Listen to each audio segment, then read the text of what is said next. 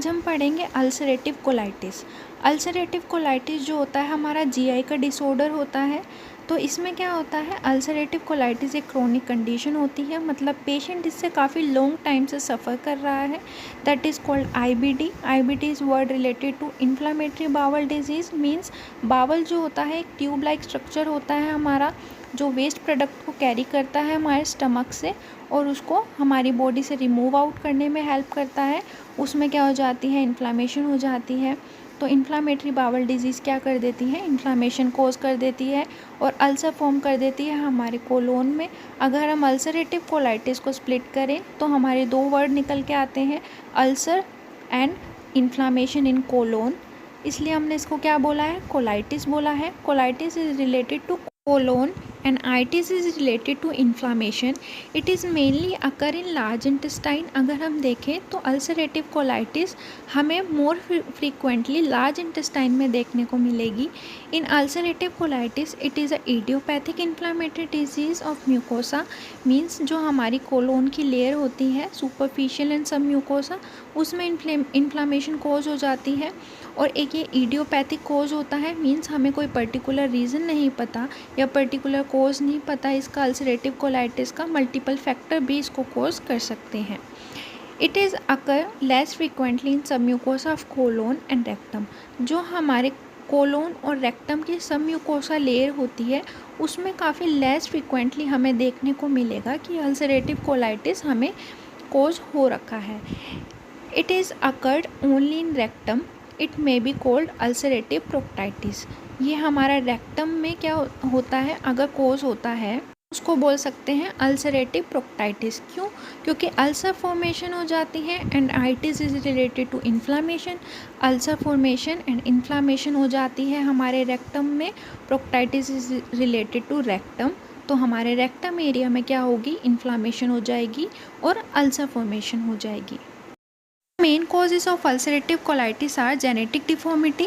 अगर फैमिली में किसी को भी अल्सरेटिव कोलाइटिस जैसी कंडीशन अकर हुई है प्रीवियस ईयर में, तो चांसेस होते हैं कि पेशेंट को भी जेनेटिक डिफॉर्मिटी की वजह से अल्सरेटिव कोलाइटिस जैसी कंडीशन अकर हो।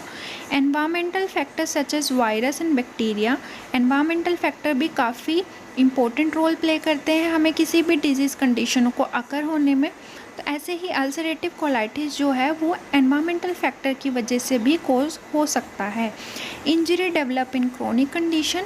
अगर कोई भी इंजरी है पेशेंट को, वो भी जीआई से रिलेटेड हो और क्रोनिक कंडीशन में हो, तो पेशेंट हाई रिस्क पे होता है कि उसको अल्सरेटिव कोलाइटिस हो सकता है। Continuously smoking and alcohol drinking. अगर कोई पेशेंट स्मोकिंग कर रहा है या कंटिन्यूसली अल्कोहल का कंजप्शन कर रहा है, लॉन्ग टाइम यूज़ ऑफ नशेड्स। अगर कोई पेशेंट है काफ़ी लंबे समय से मेडिसिन का यूज़ करता है, तो भी चांसेस होते हैं अल्सरेटिव कोलाइटिस होने के। Using contraceptive pills. अगर कोई पेशेंट है जिसने अनवांटेड बेबी को कंसीव कर लिया है, तो हाई रिस्क के चांसेस होते हैं कि उसको अल्सरेटिव कोलाइटिस हो, क्योंकि वो लॉन्ग टर्म से कॉन्ट्रासेप्टिव पिल्स का यूज़ करेगा। कंटिन्यूसली पिल्स का यूज़ करने से जो चांसेस होते हैं अल्सरेटिव कोलाइटिस होने के, वो हाई हो जाते हैं। So the main types of ulcerative colitis are, first is proctitis. Proctitis is word related to rectum and itis is related to inflammation. तो proctitis I tell you in previous slide कि जो proctitis होता है वो हमारा rectum से related होता है और itis is related to inflammation। तो इन्फ्लामेशन हो जाती है हमारे रेक्टम एरिया में।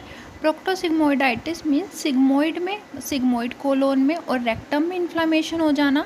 डिस्टल कोलाइटिस मीन्स जो लास्ट पोर्शन होता है हमारा कोलोन का, उसमें इन्फ्लामेशन हो जाती है। पेनकोलाइटिस मीन्स जो हमारा एंटायर लार्ज इंटेस्टाइन होता है वो इफेक्टेड हो जाता है हमारा अल्सरेटिव कोलाइटिस से, तो हमने उसको क्या बोला है, पेनकोलाइटिस।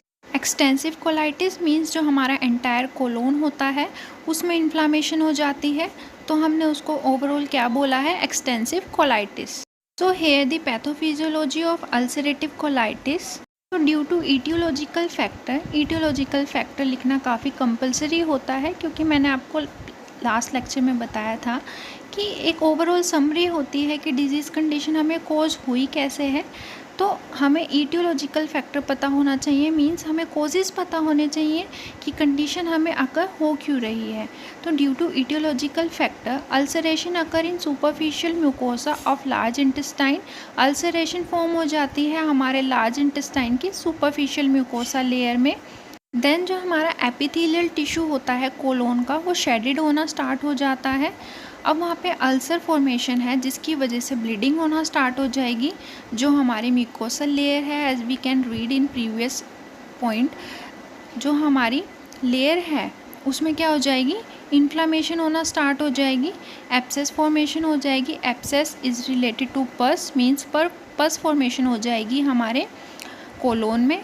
बावल जो होगा हमारा वो नैरोइंग होना स्टार्ट हो जाएगा, क्योंकि हमारा इन्फ्लामेशन हो रखी है, ब्लीडिंग हो रही है, अल्सरेशन फॉर्म हो रखा है, जिसकी वजह से क्या होगा, जो हमारी ट्यूब लाइक स्ट्रक्चर है बावल की वो क्या हो जाएगी, नैरो हो जाएगी, और जिसकी वजह से हमारी जो म्यूकोसल हाइपरट्रोफी होना स्टार्ट हो जाएगा और इन्फ्लामेशन होना कोलोन में स्टार्ट हो जाएगा। इधर जो म्यूकोसल हाइपरट्रोफी वर्ड यूज़ किया है उसका मतलब हमारे जो मसल की जो साइज़ है और जो स्ट्रेंथ है वो इंक्रीज़ हो जाती है। पेशेंट है जो अल्सरेटिव कोलाइटिस से सफ़र कर रहा है उसको कुछ साइन एंड सिम्टम शो होंगे, जैसे कि ब्लडी स्टूल, मीन्स स्टूल में ब्लड आना स्टार्ट हो जाएगा। एब्डोमिनल डिस्कम्फर्ट, मीन्स एब्डोमिनल में डिस्कम्फर्टनेस उसको फील होगी। वेट लॉस हो जाएगा उसका। फटीग होगा, नोज़ या वोमिटिंग होगी, और फीवर जैसी कंडीशन भी उसको अकर हो जाएगी। तो कुछ डायग्नोस्टिक टेस्ट भी हम कर सकते हैं ये देखने के लिए कि पेशेंट को अल्सरेटिव कोलाइटिस तो नहीं है। प्रोक्टाइटिस कर सकते हैं, जैसे उसमें क्या करेंगे, हम रेक्टल की एग्जामिनेशन करेंगे। एक्सटेंसिव डिजीज़ हम देखेंगे, कोई टेंडरनेस तो नहीं है पेशेंट को, पालपेट करके हम ये कर सकते हैं। टॉक्सिक कोलाइटिस तो नहीं है उसको, मींस कोई पेन या ब्लीडिंग तो नहीं है। ये फिज़िकल साइंस हम देख के ये रिकॉग्नाइज़ कर सकते हैं कि कोई पेशेंट है तो वो अल्सरेटिव कोलाइटिस से तो सफ़र नहीं कर रहा। तो अदर डायग्नोसिस टेस्ट की बात अगर हम करें तो लेबोरेटरी टेस्ट हम कर सकते हैं। एंडोस्कोपी हम कर सकते हैं। एंडोस्कोपी में हम क्या करेंगे, ट्यूब को इंसर्ट करेंगे पेशेंट के अंदर, ऑब्जर्व करेंगे उस ऑर्गन को कि अल्सरेटिव कोलाइटिस तो नहीं है। रेडियोग्राफी करेंगे, मींस रेडिएशन के थ्रू हम रिकॉग्नाइज़ करेंगे कोई कंडीशन तो नहीं उसको कोज हुई है कोलाइटिस जैसी। बायोप्सी करेंगे, मींस कोई एक पर्टिकुलर टिश्यू लेंगे जहाँ पे कंडीशन कोज हुई है। और सिग्मोइडोस्कोपी हम कर सकते हैं, जैसे कि जो फ्लेक्सिबल ट्यूब होती है वो हम क्या करते हैं पेशेंट के अंदर इंसर्ट करते हैं विद लाइटनिंग, और हम रिकॉग्नाइज़ करते हैं कि पेशेंट को कोई कंडीशन तो नहीं कोज हुई है कोलाइटिस जैसी। कोलोनोस्कोपी हम कर सकते हैं, ट्यूब इंसर्ट करेंगे रेक्टम में और देखेंगे कि अल्सरेटिव कोलाइटिस तो नहीं है पेशेंट को। ये ट्रीटमेंट अगर हम देखें तो ट्रीटमेंट हम कर सकते हैं। फर्स्ट स्टेप ही ये होता है कि हमें फ़िज़िकल एग्जामिनेशन करना है हेड टू टो पेशेंट का, हिस्ट्री कलेक्शन करना है। जैसे कि हमने प्रीवियस स्लाइड में पढ़ा था कि हमारी जो हिस्ट्री है, मतलब जैसे कि जेनेटिक फैक्टर जो होते हैं काफ़ी इफ़ेक्ट करते हैं पेशेंट को, तो हिस्ट्री कलेक्शन करेंगे। लाइफस्टाइल चेंजेस के लिए हम उसको बोल सकते हैं। डाइटरी चेंजेस के लिए बोलेंगे अवॉइड अल्कोहल एंड स्मोकिंग, बोलेंगे कि एक्सरसाइज करें जितना हो सकता है। Avoid oily food and caffeine, बोलेंगे कि लाइफस्टाइल चेंजेस में अगर हम किसी चीज़ को इंक्लूड कर सकते हैं वो है exercise, avoid oily food and caffeine products. So कुछ ड्रग्स हैं जिनका हम यूज़ कर सकते हैं अल्सरेटिव कोलाइटिस को ट्रीट करने के लिए, जैसे कि एंटीबायोटिक्स जो हमारी बैक्टीरिया और वायरस की ग्रोथ को रोकने के लिए यूज़ होती हैं। ग्लूकोकॉर्टिकॉइड्स हम यूज़ कर सकते हैं इन्फ्लामेशन की ग्रोथ को रोकने के लिए, या इम्यूनोसप्रेसेंट का हम यूज़ कर सकते हैं हमारे इम्यून सिस्टम को सप्रेस करने के लिए। अदर मेडिकेशन की अगर हम बात करें तो पेन रिलीवर हम ले सकते हैं, जैसे कि एसिटामिनोफेन जो पेन को रिलीव करने में हेल्प करेगी। न्यूट्रिशन में हम आयरन सप्लीमेंट्स ले सकते हैं जो हमारे न्यूट्रिशन में हेल्प कर सकती हैं। सर्जिकल ट्रीटमेंट भी हम पेशेंट को दे सकते हैं, जिसमें हम टोटल प्रोक्टोकोलेक्टमी हम कर देते हैं पेशेंट की, जिसमें हम जो ओवरऑल कोलोन होता है उसको रिमूव कर देते हैं और कोच पाउच को इंसर्ट कर देते हैं, जिसकी वजह से पेशेंट जो है वेस्ट प्रोडक्ट को एलिमिनेट कर पाता है, जैसे कि हमारा स्टूल, उसको ईजिली वो रिमूव आउट कर सकता है with the help of coach pouch. So that's all the ulcerative colitis. If you like the video, hit the like button. and don't forget to subscribe.